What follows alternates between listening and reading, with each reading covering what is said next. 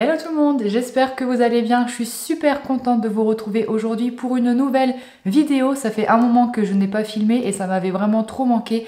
Donc là, je suis super excitée de faire cette vidéo aujourd'hui. Depuis qu'on s'est quitté la dernière fois, eh bien des choses ont changé. En tout cas, votre statut a changé puisque si vous regardez cette vidéo à l'heure actuelle, c'est que vous avez réussi le concours, donc le CRPE, que vous avez été admis et que vous serez donc professeur des écoles à la rentrée et plus précisément PES, donc professeur des écoles stagiaires. Ce qui veut dire pour moi qu'à partir de maintenant, je ne fais plus de vidéos pour aider des étudiants, des candidats qui passent un concours, mais pour aider mes nouveaux collègues. Là, j'en profite encore pour vous adresser toutes mes félicitations pour l'obtention de votre concours. C'est une nouvelle page dans votre vie qui se tourne.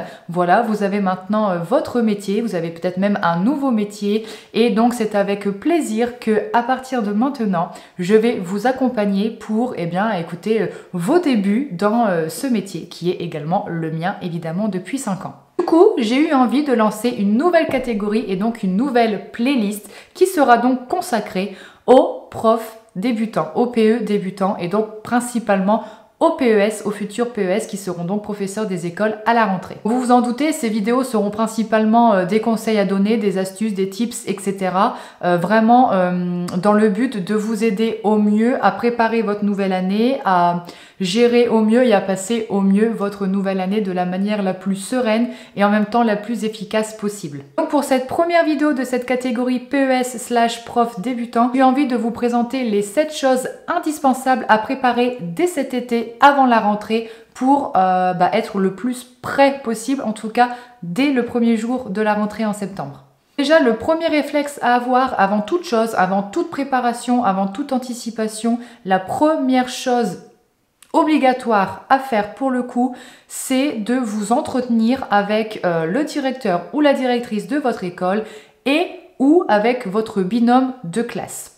Donc je sais qu'avec la nouvelle réforme, il y a 2 types de PES. Il y a les PES dans un premier temps qui ont eu un master MEF qui vont être en charge complète dans une classe, donc qui auront vraiment leur classe à l'année, donc ils seront donc tout seul. Donc là pour le coup, je vous invite à vous rapprocher du directeur ou de la directrice de votre école, mais vous pouvez également vous rapprocher de l'ancienne maîtresse ou de l'ancien maître pour tout ce qui est fourniture, etc. de la classe. Donc voilà, vous pouvez déjà vous rapprocher d'eux. Pour les PES qui seront à mi-temps, donc 2 jours dans une classe, puisqu'ils n'ont pas en fait le master MEF, ils ont un autre master. Je vous conseille également de vous rapprocher du directeur et de la directrice, mais surtout de votre binôme, donc la personne à qui vous allez de la personne avec qui vous allez partager votre classe. Cet entretien, évidemment, vous vous en doutez, il se prépare. Vous allez devoir en fait noter, faire une liste de questions donc de manière générale sur l'école, ce qui concerne l'école, mais ce qui concerne aussi évidemment votre classe et vos futurs élèves. Donc je ne vais pas tout détailler dans cette vidéo parce qu'en fait dès demain, donc aujourd'hui nous sommes mercredi, demain jeudi, sur Instagram je vais mettre un post spécial toutes les questions à poser en fait le jour de votre entretien. Donc je ne vais pas trop détailler ici, mais en gros par exemple pour l'école ça va être évidemment de connaître l'adresse, de connaître les horaires d'école, les horaires de récréation, s'il y a des créneaux de sport, s'il y a des intervenants qui viennent dans l'école pour certaines matières. Avec votre binôme, ça peut être évidemment la répartition des matières, s'ils mettent en place un système de comportement, les fournitures, déjà passer la commande de fournitures pour la rentrée, qu'est-ce qu'elle a pris comme cahier, etc. Enfin voilà, ça c'est de manière générale, mais si vous voulez tout connaître en détail, je vous invite fortement à vous abonner à mon compte Instagram, donc pareil, qui est la maîtresse en maillot de bain. De toute façon, le lien est dans la barre d'infos. Et vous verrez que je fais beaucoup de posts carrousel informatifs, éducatifs. Et donc, dès demain, dès jeudi, vous aurez ce post justement concernant toutes les questions à poser au directeur, directrice et ou à votre binôme. Donc à partir de là, quand tu auras eu toutes les réponses à tes fameuses questions, c'est là que tu vas pouvoir préparer des petites choses pendant les vacances, anticiper pour être prêt le plus possible dès la rentrée. J'ai coupé cette vidéo en 2 parties. La première partie, ça concerne toute la préparation en tant que PE qui servira pour vous, professeurs des écoles. Et la deuxième partie, ça sera toute la préparation concernant votre classe et vos élèves. Donc en premier, c'est de préparer tout ce qui est matériel, support, outils, fourniture de vous en tant que professeur des écoles. Ça va être de lister et d'acheter ce dont vous allez avoir besoin pour passer l'année en termes d'organisation. Encore une fois, je ne vais pas détailler dans cette vidéo les fournitures à avoir puisque ça sera justement l'objet de ma prochaine vidéo. Donc si ça vous intéresse, restez connectés et pensez également à vous abonner à la chaîne pour ne rien louper puisque la prochaine vidéo, ça sera justement réservé aux outils indispensables en tant que PE, aux fournitures, ce que vous devez avoir, etc. pour toute votre année en fait. Mais voilà, ça va être forcément le planner, l'agenda du prof, ça va être également des classeurs, des trieurs, des pochettes, un disque dur, etc. Enfin voilà, vraiment essayez de noter et d'acheter le plus vite possible tout ce dont vous allez avoir besoin pour l'organisation de votre année. Deuxième, je dirais élaborer votre emploi du temps. Encore une fois, ça dépend de votre profil. Si vous êtes PES à temps plein, donc sur votre classe, ça va être un peu plus simple parce que du coup, vous allez avoir en charge toutes les matières, toutes les disciplines. Donc voilà, vous allez pouvoir faire votre emploi du temps tout seul de votre côté, bien tranquillement.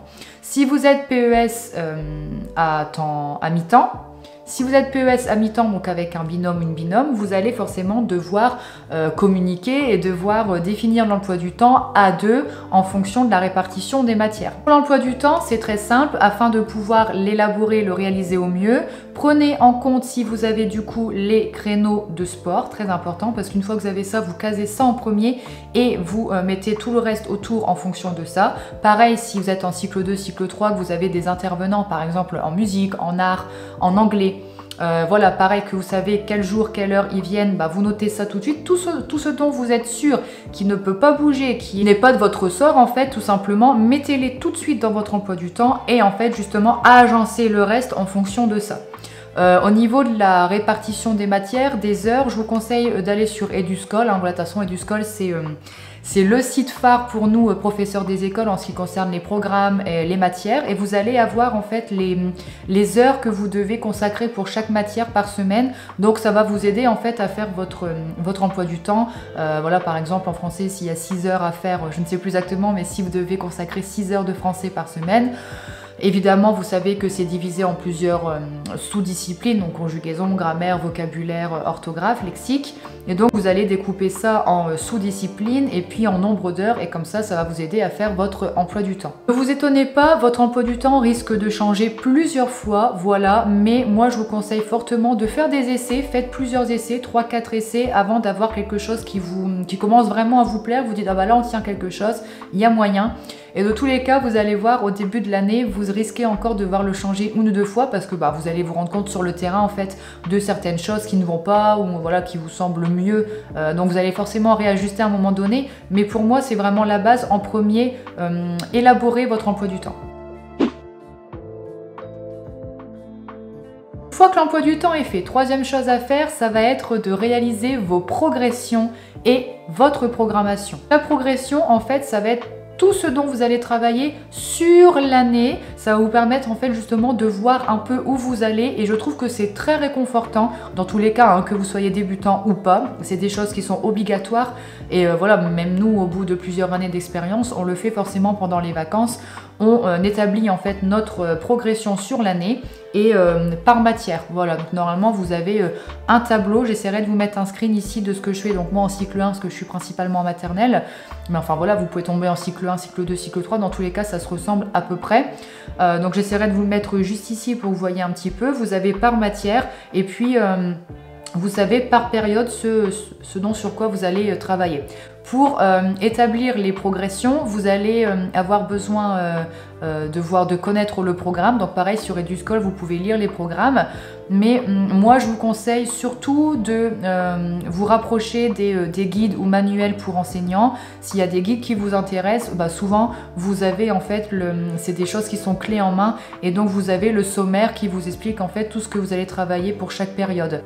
Donc je vous conseille fortement de vous appuyer dessus, mais ça peut être également sur des blogs sur internet, vous tapez progression, petite section, moyenne section, progression CM1, CM2, enfin bref, peu importe votre niveau, vous tapez ça et vous allez voir, il y a plein de blogs sur les classes, sur les niveaux, et il y a plein également de progressions différentes, donc moi je serai vous, je me baserai sur ça. Donc une fois que votre progression est faite, pour chaque matière, donc sur toute l'année, vous allez pouvoir passer à la programmation. Attention, la différence avec la programmation, ça va être au sein d'une période. Vous allez pouvoir, cette fois-ci c'est plus en détail, en fait on ne fait plus période par période, mais on fait semaine par semaine dans une période. Donc là, attention, ne faites surtout pas les programmations pour toutes les périodes parce que vous ne savez pas du tout comment ça va se passer. Faites seulement la programmation pour la première période et encore, ça sera une ébauche parce que vous allez voir au début on tâtonne, ça ne se passe pas exactement comme prévu, mais au moins faites-vous une idée, enfin voilà, notez quand même, faites-vous une idée de ce que vous allez faire en première période, c'est rassurant, vous avez au moins un fil conducteur et même si ça bouge, au moins vous aurez déjà une idée de ce que vous allez faire. Dans tous les cas, ne le faites pas en PDF, gardez, si vous faites sur l'ordinateur, gardez-le en Word, comme ça vous pourrez le modifier au fur et à mesure. Moi c'est ce que je fais et quand j'ai fini, quand je suis sûre de moi, là je le mets en PDF, je l'imprime et je le mets dans mon classeur. Vous donnez une idée de programmation, par exemple période 1, donc pareil vous allez mettre par matière, enfin vous pouvez mettre toutes les matières ensemble pour la période 1. Exemple, je vais vous en mettre aussi ici, je sais pas moi, géométrie, semaine 1 découverte de la règle, semaine 2 découverte plus manipulation de la règle, semaine 3 exercice d'entraînement autour de la règle, semaine 4 exercice d'entraînement encore une fois autour de la règle, semaine 5 évaluation. Voilà, comme ça vous savez sur 5, 6, 7 semaines, en fonction du nombre de semaines que vous avez par période, vous savez sur quoi vous allez travailler et chaque notion. Vous pouvez également commencer à établir un cahier journal vierge, voilà, vous pouvez juste faire comme vous avez envie votre cahier journal, mais ne pas le remplir, mais au moins vous avez les horaires, vous avez la façon dont vous voulez l'écrire, la police, etc. Et au moins il sera fait et ça vous servira de base à chaque fois à remplir, donc pareil vous le laissez en doc. Si vous le faites sur l'ordinateur, comme moi je fais, c'est plus simple à mon sens. Et voilà, comme ça vous notez directement à chaque fois, mais au moins vous avez déjà votre ébauche de cahier journal que vous pourrez remplir au fur et à mesure chaque jour. Deuxième et dernière partie, on passe à la préparation pour la classe et pour les élèves. Quatrième chose essentielle à préparer pour cet été, c'est l'affichage. Donc attention, il y a deux sortes d'affichage. L'affichage qui est obligatoire et l'affichage optionnel. Dans l'affichage obligatoire, on va retrouver tout ce qui est progression, programmation, emploi du temps, liste des élèves. Ça, vous êtes obligé de l'afficher dans la classe au niveau de votre bureau, voilà, sur les murs. Vous êtes obligé de l'avoir parce que si vous faites inspecter, remplacer, quoi que ce soit, il doit y avoir absolument ces documents. Ça, quand vous avez préparé justement tout ça, tout ce qu'on vient de voir, l'emploi du temps, progression, programmation, etc. Eh bien, vous les imprimez, vous les plastifiez ou bien vous les mettez juste, vous accrochez juste avec de la pâte à fixe sur le mur à côté de votre bureau dans votre classe. Ça, c'est obligatoire.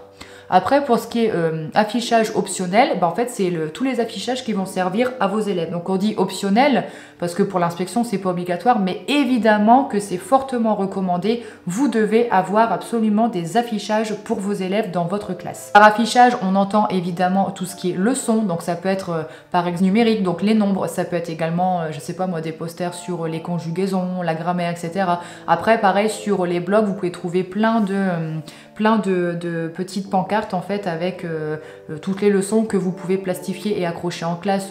Donc je sais pas moi par exemple sur les sons, je sais pas la différence entre 5 du même si vous n'imprimez pas tout de suite et que vous plastifiez pas tout de suite, essayez au moins de faire un petit tour sur les blogs sur internet et de voir par exemple quel blog vous aimez, quel style d'affichage vous aimez et comme ça hop vous les enregistrez dans votre ordi et quand vous aurez besoin de ces affichages, de ces leçons, au moment où vous allez travailler dessus en classe, et au moins vous les aurez sur le coude et vous pourrez les imprimer et les plastifier à ce moment. Parce que les affichages, vous ne devez pas tout afficher tout de suite dans la classe. Voilà, les affichages, ça évolue, c'est à mettre au fur et à mesure que vous travaillez certaines notions. Pareil, il y en a d'autres, si vous n'avez plus de place, vous les enlevez et vous en rajoutez des autres. Voilà. Mais en tout cas, de base, généralement, on retrouve toujours la frise des nombres, l'alphabet. Voilà, ça, c'est des choses que vous pouvez quand même déjà préparer maintenant et que vous pourrez déjà afficher dans votre classe pour la rentrée. Après, par affichage, on entend également tout ce qui va être étiquette pour les rituels, les anniversaires, ça peut être également ce qui concerne responsabilité, le comportement, voilà. Enfin, affichage, ça regroupe vraiment un petit peu tout ce qui va être utile pour la gestion de la classe et pour vos élèves.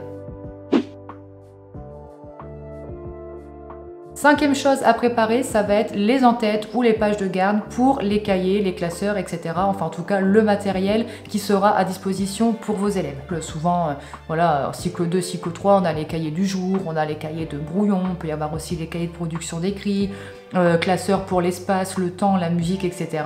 Bah, en fonction du format, si c'est cahier, donc page plus petite, ou si c'est classeur, donc page plus grande, vous allez pouvoir préparer les en-têtes. Donc ça, pareil, vous allez trouver énormément d'en-têtes de pages de garde sur internet, sur des blogs.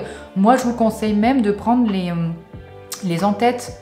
Moi, je vous conseille même de prendre les en-têtes qui sont à faire par vos élèves. Donc, quand je dis à faire par les élèves, c'est surtout en fait à colorier par vos élèves. Comme ça, ils se l'approprient vraiment. C'est vraiment leur en-tête et ça va. Enfin voilà, c'est des choses que vous pouvez faire aussi le premier jour de rentrée.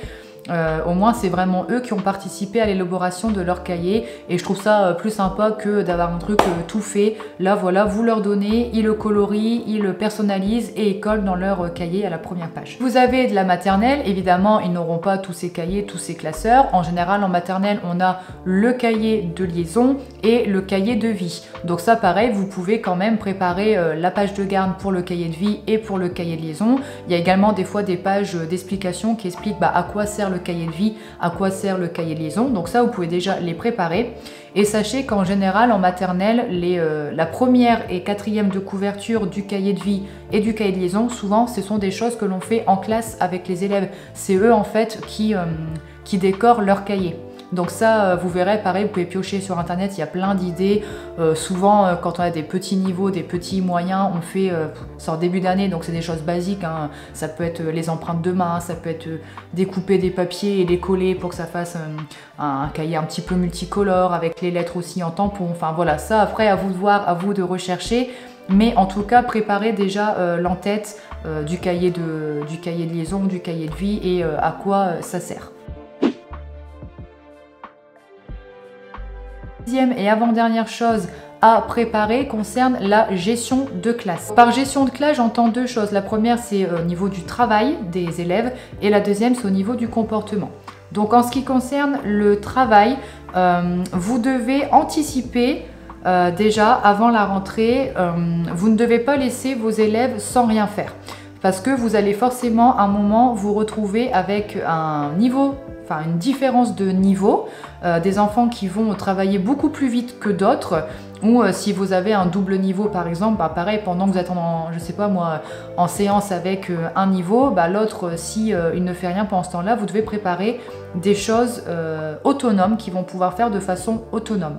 Et par exemple pour le cycle 2 et 3, à vous de voir par exemple si vous allez créer un fichier individuel d'autonomie. Donc évidemment pareil, arrêtez-vous pour la période 1, hein. Les autres périodes vous aurez le temps de le voir après au fur et à mesure de l'année pendant les autres vacances scolaires. Mais en tout cas au moins pour la première période, vous pouvez soit faire un fichier par élève, ça se fait, ou alors vous pouvez préparer des fiches d'autonomie que vous mettez dans des casiers et voilà, les élèves quand ils ont fini, ils se lèvent, ils vont dans le casier, ils se servent, ils font leur fiche d'autonomie, hop, ils le mettent dans la pochette et c'est fait. Maternelle, encore une fois, ce n'est pas du tout la même chose parce qu'ils sont plus jeunes, mais vous pouvez prévoir aussi des activités autonomes qui vont pouvoir faire par exemple entre deux ateliers. Si vous faites des ateliers dirigés avec vous, avec votre ATSEM et qu'il y a un autre atelier qui est tout seul, et si ils ne font pas s'ils ne font pas les ateliers au même rythme, qu'un groupe a fini avant un autre, au lieu de les laisser comme ça à rien faire et puis qu'ils vont commencer à faire des bêtises, à courir dans tous les sens ou à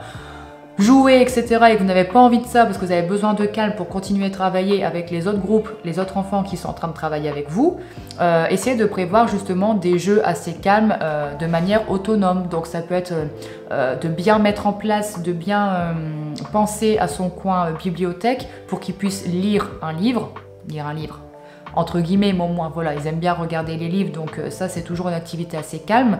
Vous pouvez aussi mettre en place des petits puzzles, ça marche bien, ils peuvent le faire tout seuls et c'est assez calme. Il peut y avoir aussi des coloriages, hein. Si c'est des moyens et des grands, ils peuvent avoir un petit cahier par exemple de coloriage ou des feuilles pareil à prendre pour colorier en attendant. Enfin voilà, essayez de penser à des petites activités calmes qu'ils vont pouvoir faire en attendant de passer à une autre activité. Honnêtement, ça c'est une chose à laquelle on ne pense pas souvent quand on débute, mais je peux vous dire que ça fait toute la différence. Il faut vraiment anticiper ces moments de blanc où vos élèves vont se retrouver sans rien faire.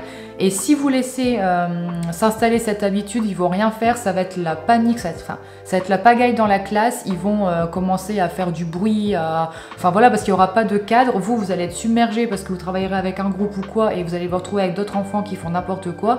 Donc anticipez toujours cette chose-là et prévoyez toujours du travail en plus pour les moments de creux comme ça. Niveau du comportement, donc là encore la même chose, si vous êtes PES à mi-temps et que vous êtes donc avec un binôme, vous allez devoir voir avec cette personne si elle a déjà mis en place un système de comportement. Si oui, eh bien gardez ce système de comportement, hein, parce que le but c'est de ne pas avoir trop de... Enfin que les élèves soient pas trop chamboulés en fait, qu'ils aient quand même un cadre qui soit le même à la semaine. Donc adaptez-vous et faites le même comportement que votre binôme.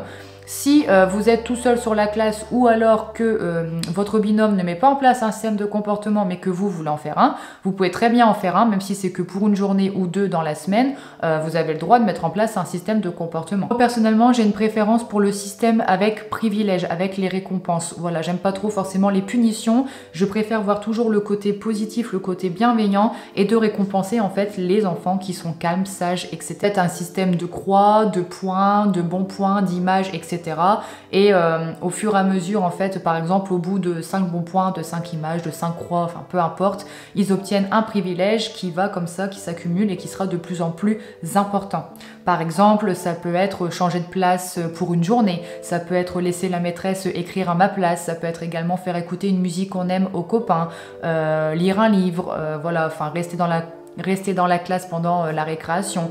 Et ce que je vous conseille surtout fortement, c'est d'élaborer ces règles, d'élaborer ces privilèges directement avec vos élèves. Il faut vraiment que ça vienne d'eux, comme ça ils vont vraiment se sentir investis, ça sera leur privilège à eux qu'ils auront choisi, et donc bah là ils vont se battre vraiment pour pouvoir atteindre et gagner ces privilèges. En maternelle c'est la même chose, vous pouvez tout à fait mettre en place un tableau de comportement, un système de comportement, même s'ils sont petits. Moi j'ai des petits moyens, ça fait 2 ans que je mets en place un système de comportement avec un tableau par code couleur, donc il y a une colonne verte, une colonne jaune, une colonne rouge. J'ai des étiquettes prénoms, je mets toutes les étiquettes dans le vert en début de semaine. S'ils restent dans le vert, c'est qu'ils sont calmes, ils sont sages, j'ai rien à dire. Dans le jaune, c'est s'il y a quelques petites remarques, voilà, que c'est moyen. Et dans le rouge, bah, si vraiment ils ont dépassé les bornes, qu'ils ont été violents, qui ont vraiment... étaient insupportables, là ils sont dans le rouge. Et en fait, les étiquettes bougent de jour en jour, peuvent évoluer, revenir dans le positif, aller dans le négatif, etc. Et en fin de semaine, en fait, le vendredi, on fait un petit point et tous ceux qui sont dans le vert gagnent une image que l'on colle dans leur collecteur d'images. Enfin voilà, ça encore une fois, c'est mon système à moi. Vous pouvez vous renseigner également sur internet, sur les blogs, il y a plein de systèmes dans tous les cycles, cycle 1, 2 et 3. À vous de voir celui qui vous correspond le mieux. Mais personnellement, je préfère les systèmes de comportement qui valorisent les enfants, qui les récompensent plutôt que qui tirent vers le bas avec des punitions, etc. Dernière chose à préparer que vous ferez à la fin de votre été, à quelques jours de la rentrée, la dernière chose à faire, c'est de préparer vos 2 journées de rentrée. À la rentrée, on reprend un jeudi, donc pourquoi je dis les deux? Pour que vous fassiez directement jeudi et vendredi, puisqu'en plus ces 2 journées-là, en fait, ce sont vraiment des journées consacrées à la rentrée, au retour en classe, donc ça sera à peu près la même chose, à peu près les mêmes activités. Donc là encore, je ne vais pas trop détailler parce que ça fera l'objet d'une prochaine vidéo. J'aimerais beaucoup faire une vidéo justement sur les jours de rentrée, les activités que je peux vous proposer dans tous les cycles, hein, parce que forcément ça va être différent en maternelle et en élémentaire.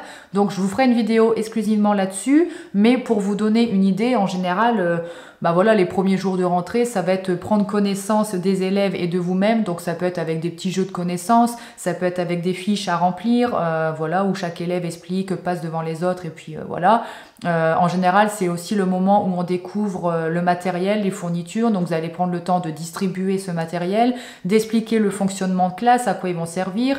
C'est également le moment où vous distribuez les pages de garde, les en-têtes, et ils vont pouvoir, eux, colorier toutes ces pages de garde, ces en-têtes, et les coller dans leur cahier. C'est également le moment où on peut faire des lectures d'albums, de livres sur la rentrée, voilà, sur le thème de la rentrée. Vous allez pouvoir également, peut-être, pourquoi pas, mettre en place votre système déjà de privilèges, de comportement, et puis d'élaborer les règles de vie que vous allez faire ensemble en classe. Enfin voilà, en tout cas, c'est à peu près toutes les activités qu'on retrouve pour chaque niveau, mais encore une fois, je ne m'attarde pas dessus parce que je vous ferai une vidéo exclusivement là-dessus une prochaine fois dans le mois de juillet. Voilà, cette vidéo est à présent terminée. J'espère qu'elle n'aura pas été trop longue, mais en même temps, il y avait quand même pas mal de choses à dire. J'ai vraiment essayé de résumer et d'être la plus, la plus précise possible. et la plus efficace possible en rentrant vraiment dans le vif du sujet et en vous dévoilant du coup directement mes 7 choses indispensables à faire pendant l'été, vraiment qui vont vous permettre de commencer du bon pied et de ne pas vous sentir submergé. Mais si vous faites ça, vous verrez que ça ira beaucoup mieux. Donc évidemment là j'ai assez survolé tous les sujets étant donné que certains sujets je vais les aborder pleinement à 100% des vidéos prochaines. Et puis j'ai un projet de création de e-book gratuit, voilà, qui sera à votre disposition, qui va résumer un petit peu tout ça sur comment démarrer votre année de manière efficace et sereine. Donc c'est pour ça que je n'en dis pas trop. Et j'ai un autre projet aussi, j'en avais parlé sur Instagram, de formation spéciale prof débutant, PE débutant. Donc c'est pour ça que je résume plutôt ici dans mes vidéos parce que je veux que ces choses-là soient dites de manière détaillée, vraiment détaillée, avec plein d'exemples, avec plein d'exemples types, de documents, etc. mis à disposition, de fichiers dans ma prochaine formation. Écoutez, en attendant une prochaine vidéo, sûrement dans 2 semaines, je pense que je vais garder ce système de vidéos toutes les 2 semaines. Je vous souhaite une bonne semaine, des bonnes vacances si vous l'êtes, et puis on se retrouve très bientôt dans une prochaine vidéo. Bye bye.